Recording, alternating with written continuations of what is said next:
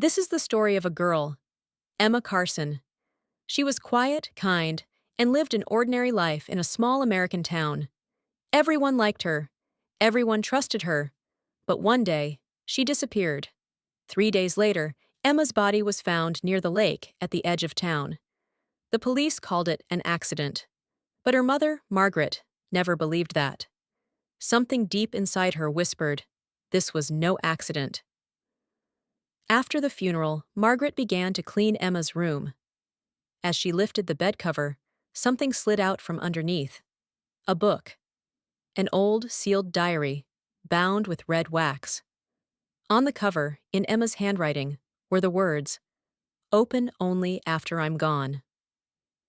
Margaret's hands trembled as she broke the seal. The first pages were normal, notes about school, her friends, her dreams, her laughter. But then, the tone began to change. Someone's watching me. Every night, I see a shadow by the window.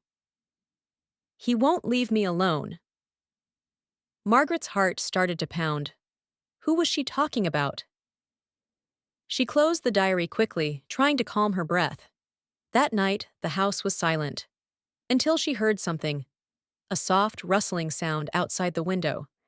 She went to look. No one was there. Only moonlight, and a shadow that vanished when she blinked. For a moment, she thought, was that Emma's shadow? The next morning, someone knocked on the door. It was Lily, Emma's closest friend. Her eyes were red, her voice shaking. Margaret, I have a diary too. What do you mean? Emma gave me one, just like hers. But I've never read the last page, Margaret frowned. Lily reached into her bag and pulled out a diary identical to Emma's. Same cover, same wax, same ribbon.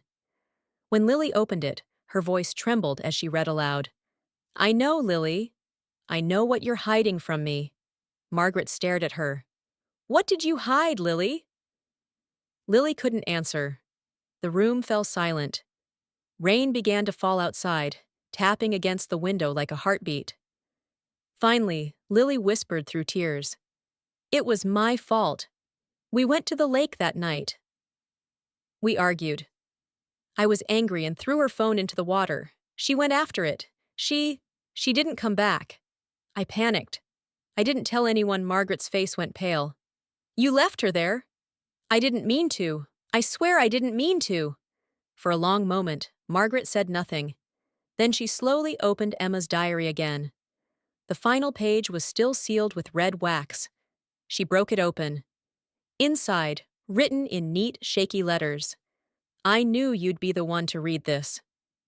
Below the words, a signature, Lily Howard. Lily's eyes widened.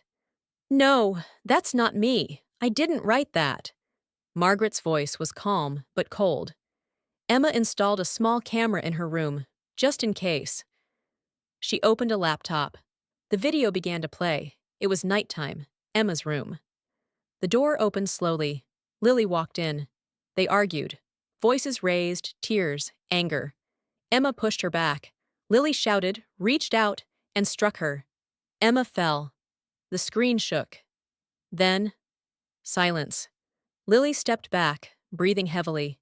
She left the room. The video ended. In the distance, police sirens echoed. Margaret closed the laptop. Lily sank to her knees, crying. It was an accident. I never wanted this.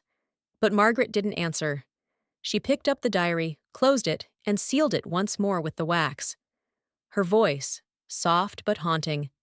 Every secret is meant to be found. But for some, the truth always comes too late. The sound of the wind brushed through the open window. The candle flickered. On the table, the sealed diary rested silently, its red wax glistening in the moonlight.